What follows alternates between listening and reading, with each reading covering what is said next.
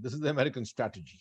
They Right. like to deal with friends, with allies, partners in this particular way. When things are not going their way, then obviously an odd threat here and there takes place. A similar thing has happened with Turkey, and Turkey is Right. part of NATO. Turkey is part of NATO and therefore very close to the American system overall. But they were similarly threatened when they acquired the S-400. The Chinese, for example, are making huge forays into Central Asia, something which the Russians don't feel entirely comfortable about. Right. The Chinese are also, attempting to perhaps neutralize to some extent the Russian stronghold in East Asia. Russia has a relationship with Japan. Russia has a relationship with South Korea. The Chinese are not too happy about these reasonably flourishing relationships, right?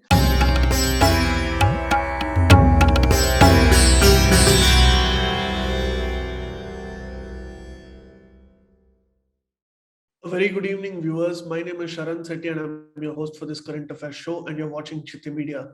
President Vladimir Putin is scheduled to visit India very soon, and he's supposed to have a meeting with Prime Minister Modi. Now, this meeting has been considered to be very strategically important for India for a multiplicity of reasons.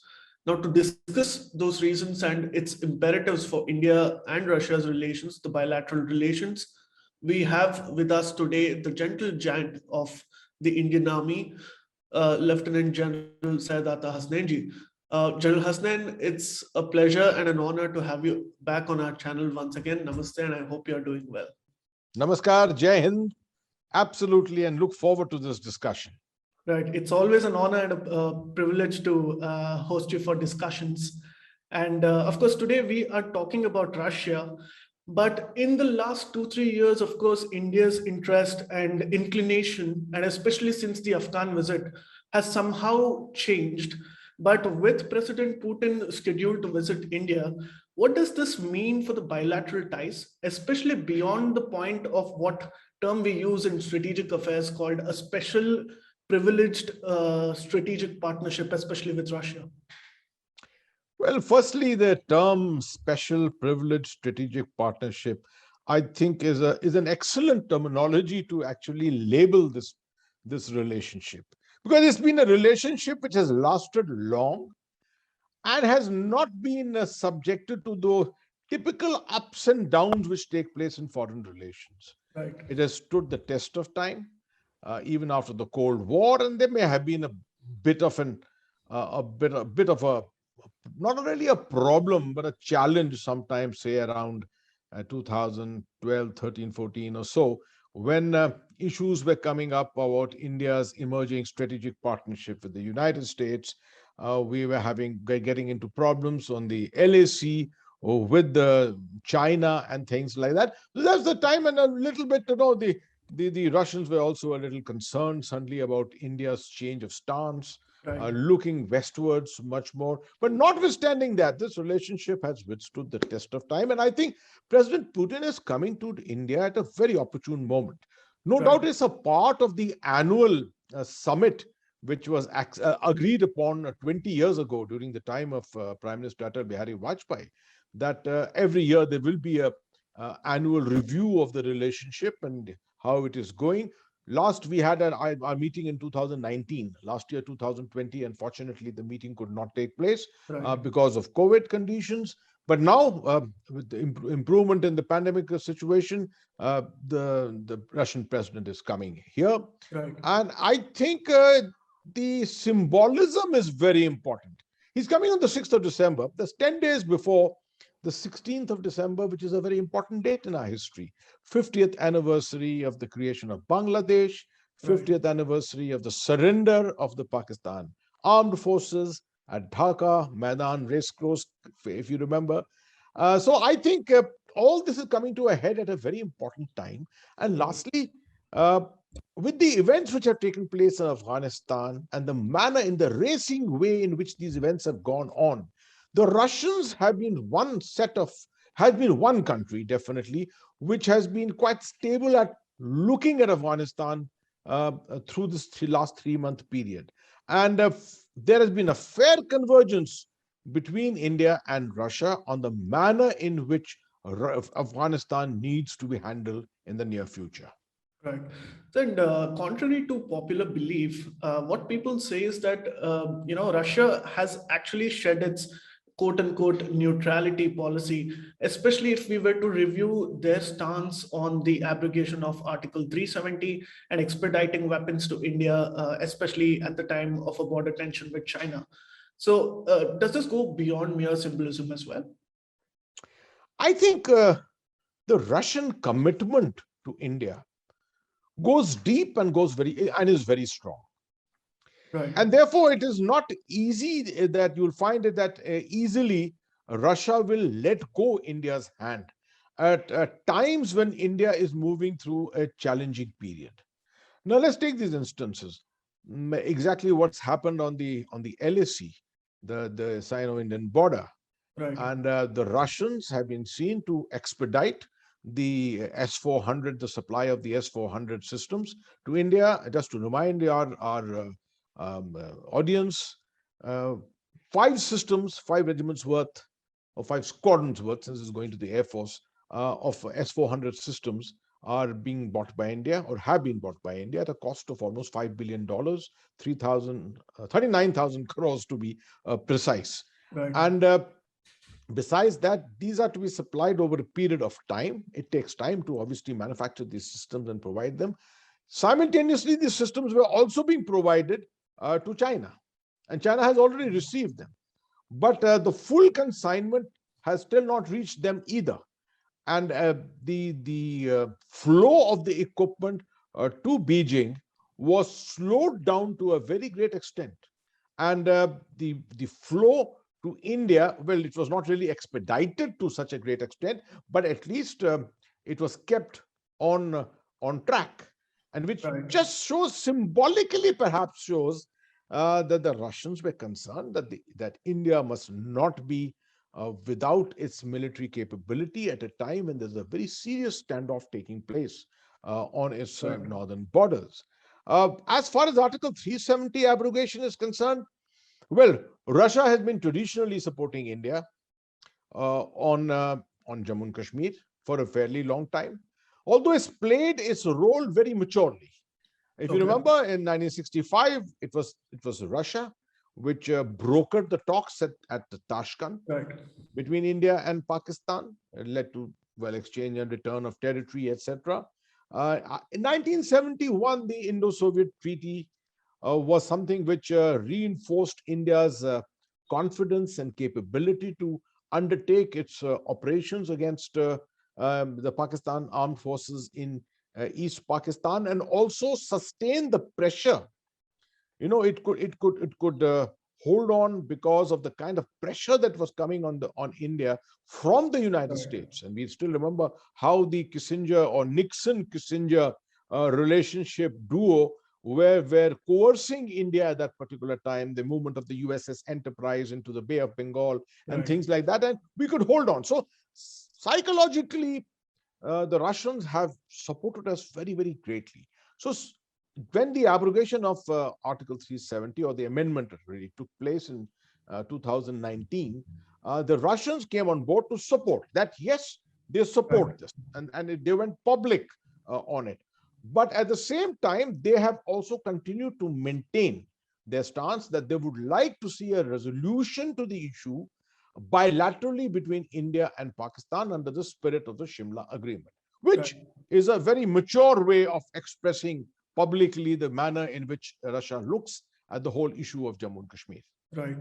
Now, since you were also mentioning about S-400, I think that has become the talking point, because on one hand, obviously New Delhi somehow felt that they were moving closer towards its Western allies. At the same hand, somehow there was a disenchantment with Moscow also growing very close to Beijing. And why I ask you this is because, in spite of America not perhaps learning so much from the Afghan experience, now they've threatened India with sanctions as far as the CAATSA is concerned. Well, this is the American system. This is the American strategy. They Right. like to deal with friends, with allies, partners in this particular way. When things are not going their way, then obviously an odd threat here and there takes place. A similar thing has happened with Turkey, and Turkey is part of Right. NATO. Turkey is part of NATO and therefore very close to the American system overall. But they were similarly threatened when they acquired the S-400 system. Right. Well, there must be something in the S-400 system which attracts armed forces around the world. India has also got in. It was in competition against the THAAD, which was the American system, Yes. which we did not finally go for. We went for the S-400. Perhaps we found it a better, technically a far better system. Besides that, at that time, when we ordered this, when we went in for the order, the 39,000 crore order, it was 2015 or around 2015-16. Now, Right. if you remember, this is the time when a lot of things were happening around the world. ISIS was at its height virtually in the Middle East. The Russians were worried about the potential gravitation of ISIS into Central Asia, and in Right. those regions, it was losing partners and allies.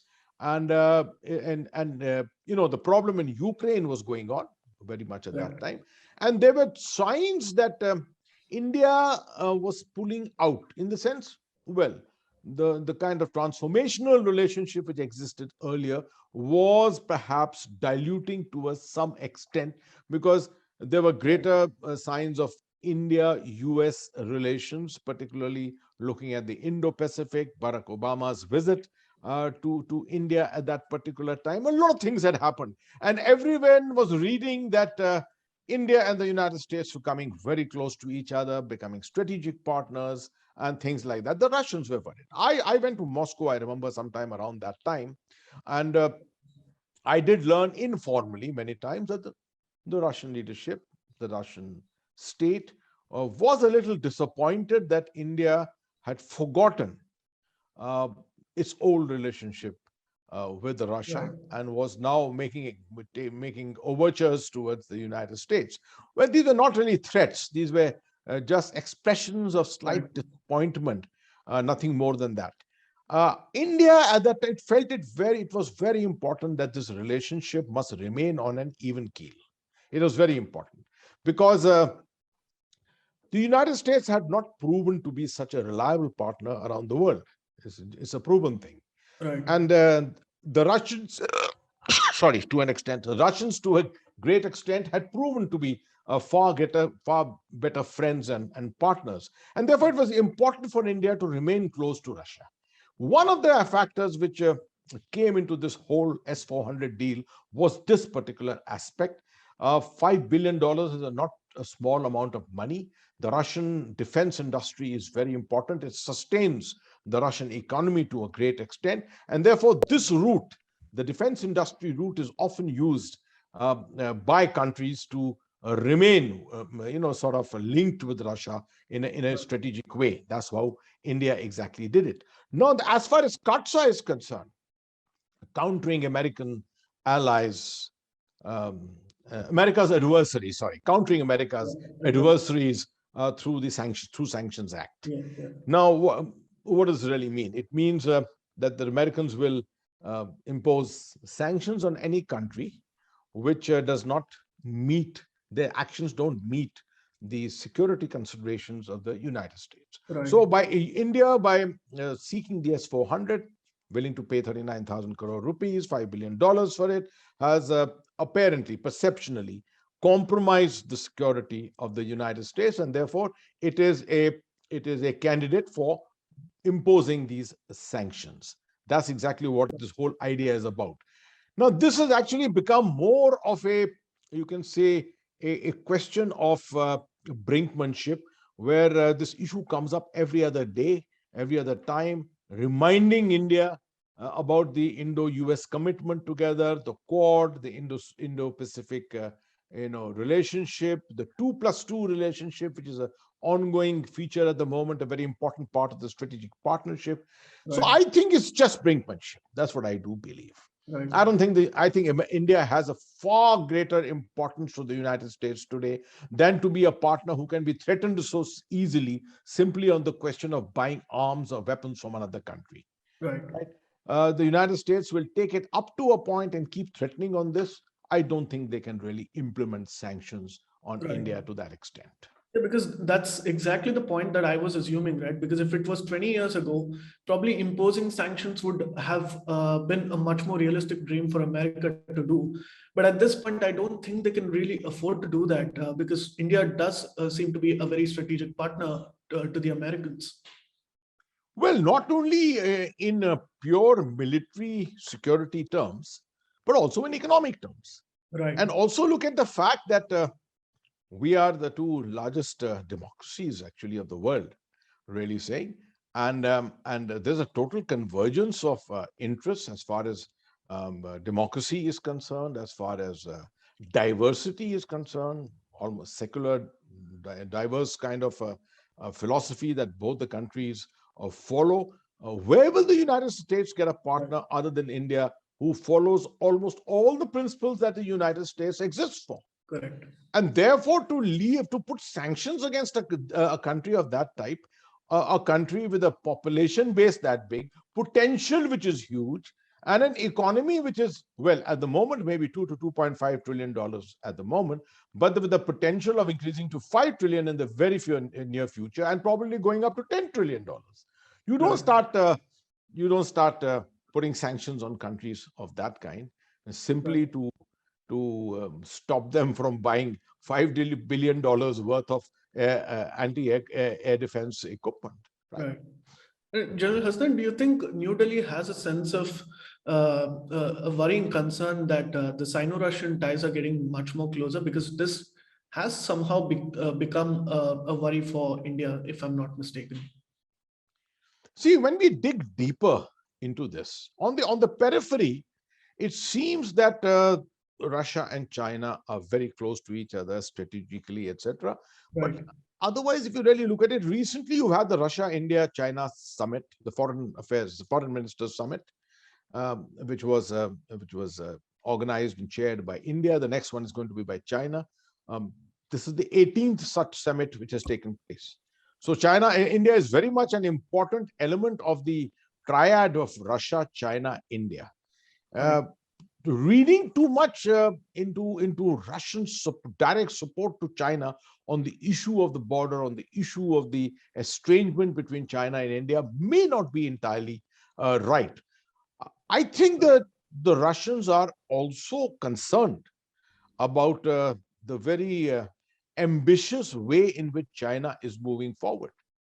It does not mention this publicly, Right. but a large country which has been a superpower at one time and is still a member of the Security Council of the United Nations obviously has its own ways of reading things.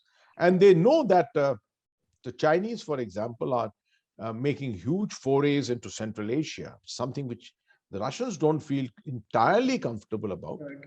Right. The Chinese are also, attempting to perhaps neutralize to some extent the Russian stronghold in East Asia.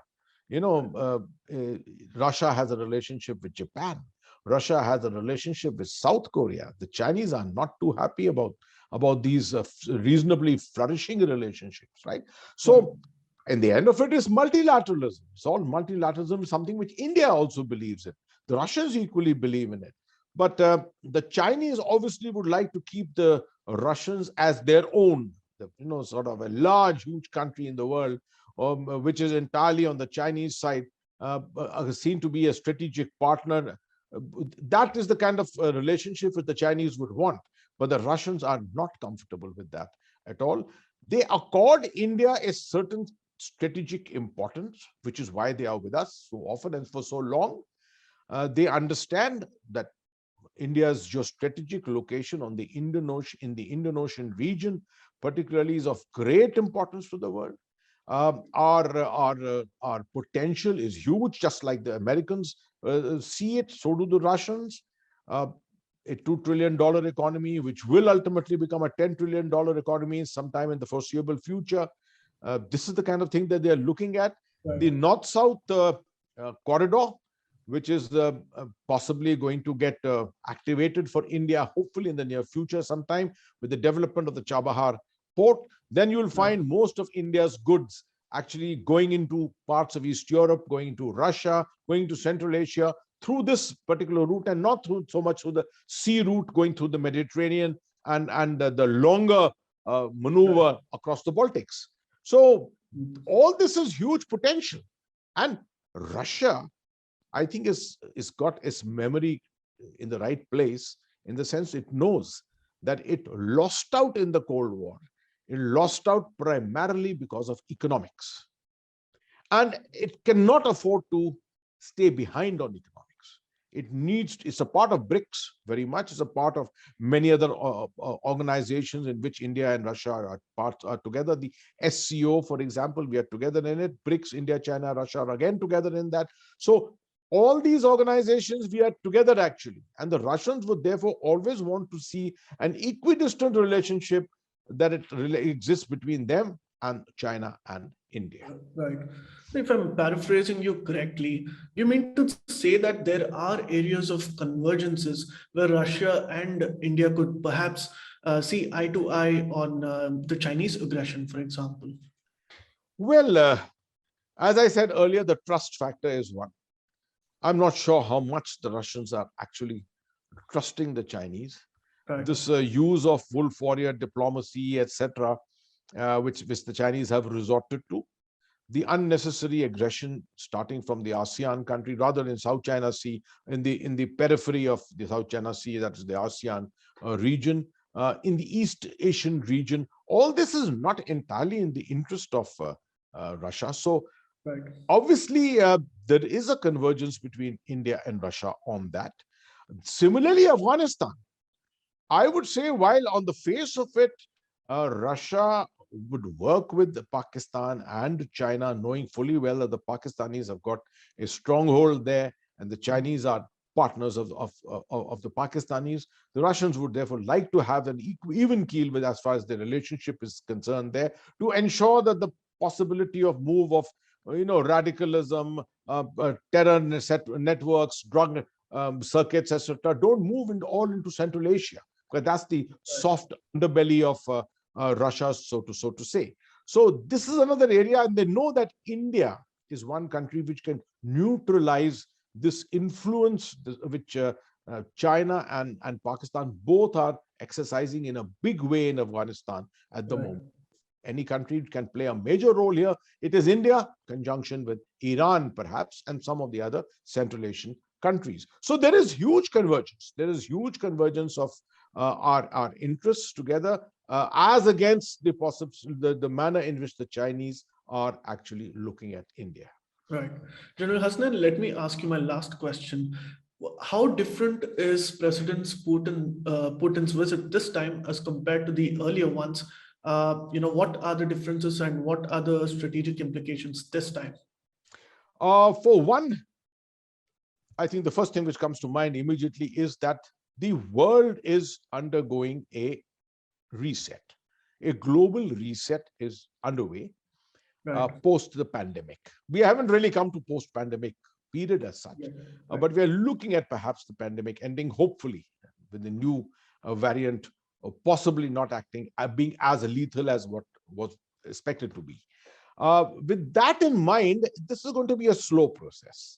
You see, the United States is fairly hell-bent on it now, that they would not like to get themselves committed, completely focused to the Middle East and the areas of Southwest Asia, this area of Afghanistan or Central Asia, for that matter, because there is a greater challenge for them awaiting on the other side in the Indo-Pacific, where the rise of China is not expected to be a very peaceful rise. So for long, this promise has been there. Barack Obama was making this promise for very, very long on so-called, this realignment, this rebalancing to the pivot of Asia to this region.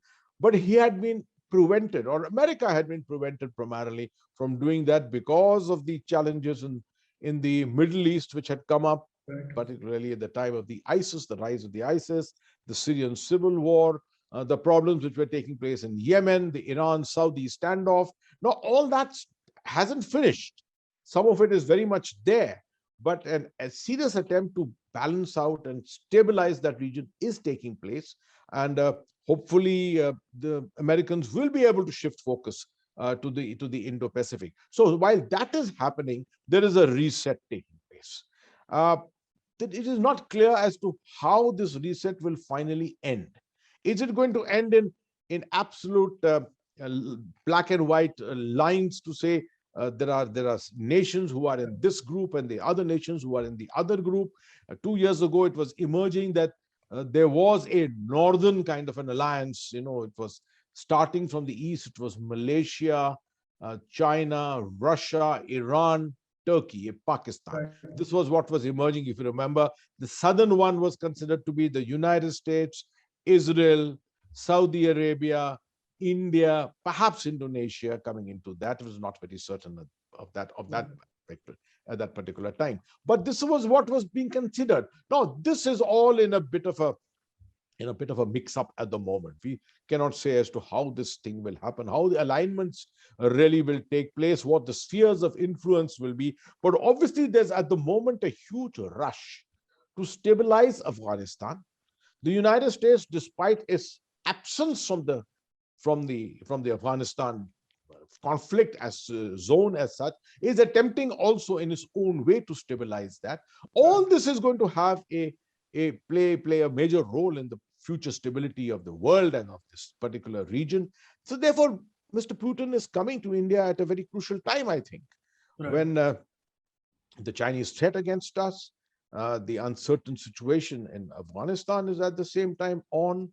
We've got a major problem of energy still, which is taking place. Energy prices have gone shooting up in the world. The pandemic is still not ended, and therefore there is a need to have greater understanding and cooperation, international cooperation between nations, because it can't be seen to have cooperation between 2, 3, or 4 countries to finish the pandemic. You can see that the world's attention has not been sufficiently focused on Africa at all.